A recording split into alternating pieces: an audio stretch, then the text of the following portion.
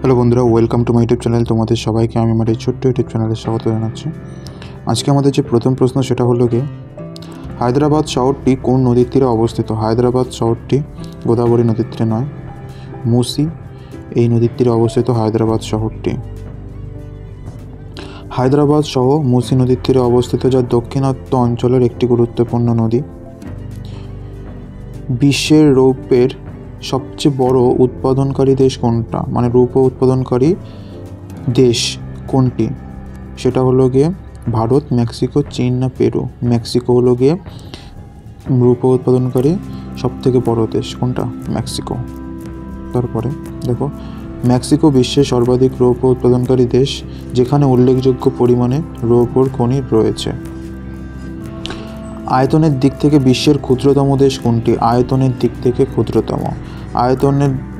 ক্ষুদ্রতম দেশ হলো গিয়ে ভ্যাটিকান সিটি। এটা হলো গিয়ে আয়তনের দিক থেকে বিশ্বের সবথেকে ক্ষুদ্রতম দেশ। দেখো, বলছে যে ভ্যাটিকান সিটি আয়তনের মাত্র ভ্যাটিকান সিটির আয়তনে মাত্র 0.89 বর্গ কিলোমিটার হওয়ায় বিশ্বের ক্ষুদ্রতম স্বাধীন রাষ্ট্র। তারপরে সুয়েজ খাল কোন দুটি সাগরকে যুক্ত করেছে? সুয়েজ খালটা দুটো সাগরকে যুক্ত করেছে। একটা হলো গিয়ে ভূমধ্যসাগর ও লোহিত সাগর। ঠিক আছে, এই দুটো সাগরকে যুক্ত করেছে। দেখো, সুয়েজ খাল মিশরে অবস্থিত, যা ভূমধ্যসাগরকে লোহিত সাগরের সঙ্গে সংযুক্ত করে।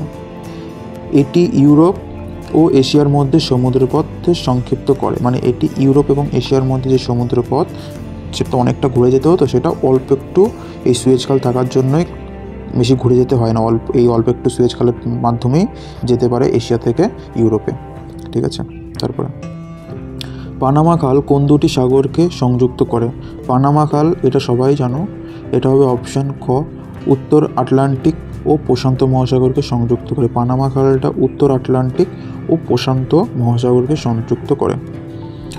পানামা খাল মধ্য আমেরিকার পানামায় অবস্থিত, যা আটলান্টিক ও প্রশান্ত মহাসাগরের মধ্যে সংযোগ স্থাপন করে। তারপরে ভারতের কেন্দ্রশাসিত অঞ্চল দাদরা ও নগর হাভেলির রাজধানী কোনটি? ভারতের কেন্দ্রশাসিত অঞ্চল দাদরা ও নগর হাভেলির রাজধানী হলো গিয়ে সিলভাসা। কোথায়? সিলভাসা। ঠিক আছে, দেখো, দাদরা ও নগর হাভেলির রাজধানী সিলভাসা, যা একটি শান্তিপূর্ণ শহর এবং এটি অঞ্চলের প্রশাসনিক কেন্দ্র। তারপর 7, আয়তনের দিক থেকে ভারতের বৃহত্তম রাজ্য কোনটি? আয়তনের দিক থেকে ভারতের সব থেকে বড় রাজ্য সেটা হলো গিয়ে রাজস্থান। এটা জানো, রাজস্থান ভারতের আয়তনের দিক থেকে সব থেকে বড় রাজ্য। সব থেকে ছোটো হলো গিয়ে সিকিম। ঠিক আছে, সেটা হবে গোয়া। আর সিকিম হলো গিয়ে জনসংখ্যার দিক থেকে সব থেকে কম, মানে কম আছে জনসংখ্যা সেটা সিকিমে। তারপরে